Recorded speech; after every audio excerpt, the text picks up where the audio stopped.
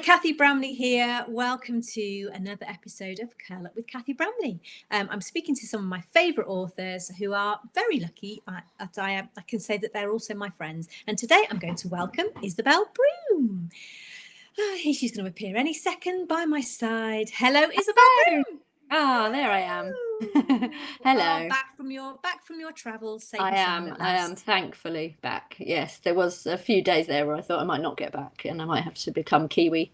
But luckily, thanks to American Airlines, yes. Yeah, hooray! So you went off travelling for the whole month of March, didn't you, to New Zealand? Pretty much, yeah. Yeah, and ended up being there a little bit longer than planned. Yes, in lockdown in a strange hostel in Auckland, which actually was nice because it was right next to a park, one of the biggest parks in Auckland. So I had my walk every day, and I saw parrots and fish and like beautiful birds. So and it was sunny, so I couldn't really complain too much. Oh. But I wasn't at home, and I just had this real just need to be at home because of what's happening. It was weird. Like everyone was like, "Why don't you just stay there and rent an Airbnb?" And I was like, "Because we don't know what's going to happen. That's the thing. It's hour by hour." And I just thought, I don't want to be away from my family, really. And the dogs. And the dogs, of course. Yeah. The dogs. Yeah. I don't think the dogs were that bothered, to be honest. They were quite excited to see me when I got back. Yeah, I saw that. So, was this just holiday or was it a research trip? It was holiday. I went there 2 years ago to research One Winter Morning, which is my most recent novel, and wanted to go back ever since. And I turned 40 in December, and everybody was like, "What do you want for your 40th?" And I said, "What I really want to do is go back to New Zealand." So everybody gave me money towards the flight, and some of my friends sort of bought me trips and tours to do while I was over there, like horse riding and kayaking. And so I had this sort of ready-made trip, which was amazing. And it was so nice to go back and see all the stuff I didn't manage to see last time. Yeah. And take a copy of the book, obviously, to leave somewhere with a little note inside. So, So when you went before to research that book, had you already got the book in mind, or did you just go there with a blank slate, as it were? I had my character, and I had the sort of story that I wanted her to, or the events that I wanted her to go through, but I didn't have the sort of detail, and I didn't have exactly where I wanted to set it in New Zealand. So it was a sort of fact-finding trip, really. And I travelled all over, and it was only when I got down to the bottom of the South Island that I was like, "This is it. This is so beautiful." And the horses were there. I wanted her to be have that horsey link. Although there aren't too many horses in the book, because I know that sometimes puts people off. But yeah, there aren't too many. No, I'm not a horsey person, but I loved the book. So thank you. You succeeded in that. Not too much horse. Not too much horse. My sisters are massive horse fans. They love horses very much, but hasn't made its way to me, that little gene. Thank goodness. I'm more of a dog person. Mind you, they're dog people. They're animal people. I'm just dogs. Wherever there's horses, there's usually dogs, in my experience as well. Yeah, stable dogs. Yeah. I rode a lot when I was a child, but hadn't for years and years and years. So but it is like riding a bike, but then every horse is different. So you can get on and be like, "Yes, I can ride," and then 2 minutes later you're on the floor. Really up to the horse. So was it warm when you were there?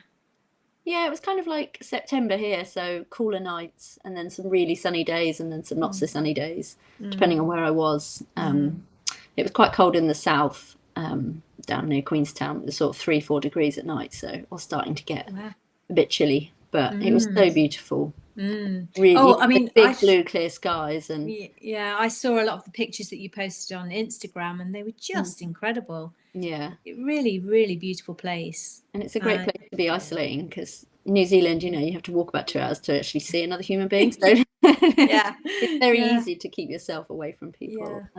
There's lots of space, which is nice, especially for someone that used to live in London. I do appreciate space and peace and quiet much more than I perhaps would have not had that experience. Yeah, but then after another few weeks of self-isolation, you might be quite ready for a bit of a jostle on a tube. I don't know. I don't think I'd never been on a tube. Right, well, I'm going to show everybody your new book cover. Oh. Oh, there it is. Isn't that lovely? Yeah. Isn't that lovely? I'm just Love. doing my page proofs at the moment. I'm Are 2/3 of you? the way through. Yeah, that's what Yeah. I'm doing this afternoon, this evening, is Yeah. finishing them. So Yeah. Can you tell us a little bit about this one? this one is about an artist called Pepper who lives in Suffolk. She has all her life. She's never been abroad. Partly because she's a bit of a loner, not by design. It's more that all her friends have sort of moved on and moved out, but she feels like she can't because something very tragic happened to her in her childhood, and she feels like she has to stay and be there for her mother and be that person. But then she meets an older lady, Josephine, who's in her 70s, and Josephine tells her a story of a great love affair she had when she was a teenager in the 60s, and convinces Pepper to go abroad and sort of retrace the steps of this great love affair through Europe. So they go off on a trip together, and their first stop is Lisbon in Portugal. And while she's there, Pepper meets Finn, who is a very handsome Anglo-German restaurateur, and they fall in love. But whether or not they end up together is another matter. And the reason it's got sort of broken bits of tile on the cover is because Pepper is an artist. So there's a lot of sort of links to art in there, mosaics. I take the readers to Barcelona as well, which is obviously renowned for all its beautiful mosaics and architecture. Yeah. Yeah, so hopefully it's a very vivid story, and there's some humour, but there's also some sadness. It's beautiful. I do love that cover. Yeah, it is. It's so evocative of Portugal. I think those colours. It's Yeah. it's amazing. I love it. It does feel fresh Mediterranean, doesn't it? Very much so. Yeah. And And when is it going to be out? the 9th of July, and that's still, as far as I know, going to be the date. Ebook and paperback, same Ebook, day. paperback, yes, and Audible as well. And audio. I should say, not just Audible, but audio. Yes, Yeah. which is exciting. Although I hope so. I mean, I don't know if the audio will be held up because of the old must not be named. I don't suppose it will, unless is it not already in production? I suppose they can do it remotely, can't they? I don't know. Phone it in. Yeah, put it on your phone, send that through. Yeah. Oh, and it's a really beautiful cover. I look forward to reading it. So I shall be tapping up because we share an agent, don't we?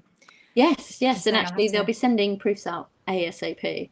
They've asked for my author list, so if you want Am to. I on it?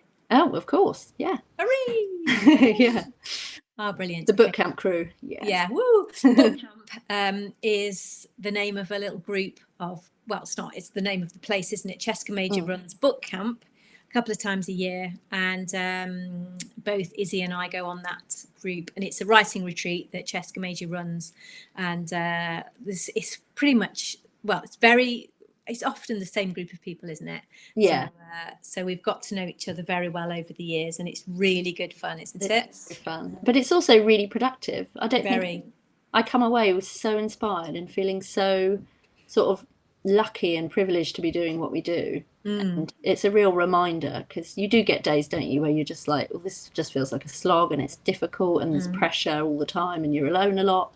But then you spend a few days with the girls and it's like, oh no, actually this is the best job in the world. And it is. We're all doing all right, you know. Yeah. And I love we have a WhatsApp group as well, don't we? And it's very mutually supportive. Exactly. We can all help each other because we all understand each other's issues that we're going through. I've lost audio. I can't hear you. Oh no. Can you hear me? Yeah, I can hear you.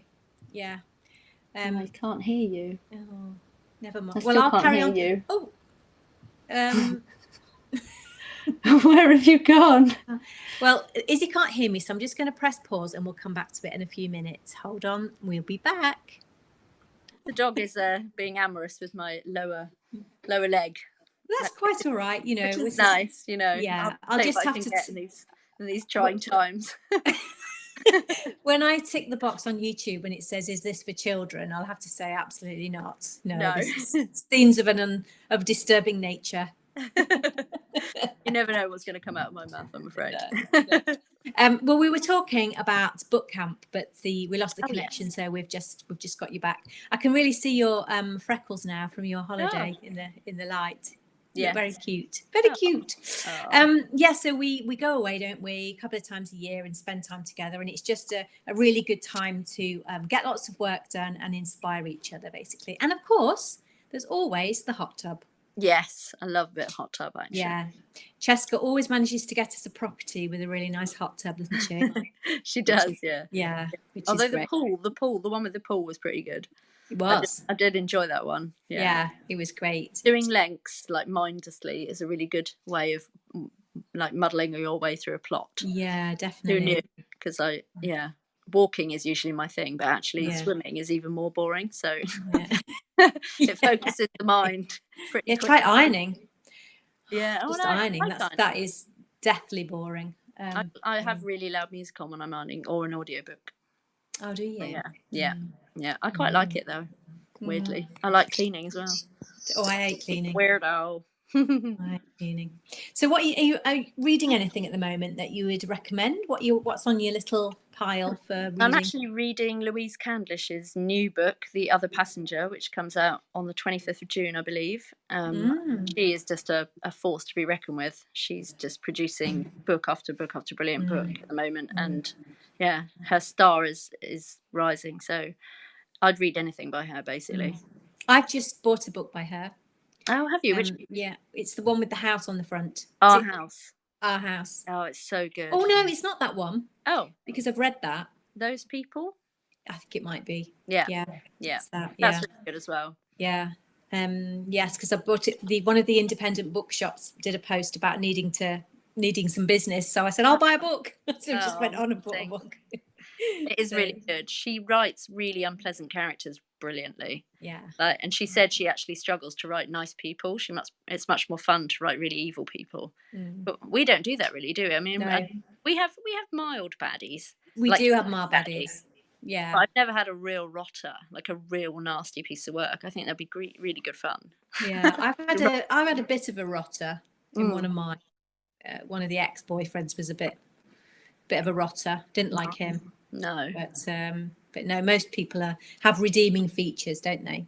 Yes. Even the slightly baddies have something redeeming about them, or come good in the end. Yeah, I think I'm too much of a coward to just really go all in. But if I ever wrote a thriller or a crime book, I'd really go for it. Yeah. But there's no time. When do we do these things? I know. I've got ideas. I just don't have the time. Maybe this lockdown is the time. I'm busier now than I was. I know what you mean. There's this sort of need now, isn't there, to fill the day with tasks and things and make sure that you're getting enough fresh air and all the rest of it. And before you know it, the whole day is taken up with your little schedule. I know. Have you got a whiteboard with your day on? Not yet, but I was thinking I should do that. I do have a whiteboard. It's empty. I have a whiteboard. Yeah. Yeah, I plot on my whiteboard and I plan out a scene. If I'm about to write a scene, I'll scribble down what is the point of this scene, and then I'll put that down. And it's like a little lesson to myself before I start writing, so I don't waffle. I do it all in the planning stages and the writing stages, and then I get the structural edit notes, and everything goes to crap, and all the the beats are in the wrong place, and I'm just like, I give up, I can't bear it.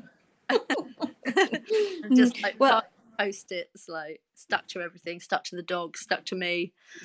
We've just had a delivery with 1,200 Post-it notes. Oh, amazing!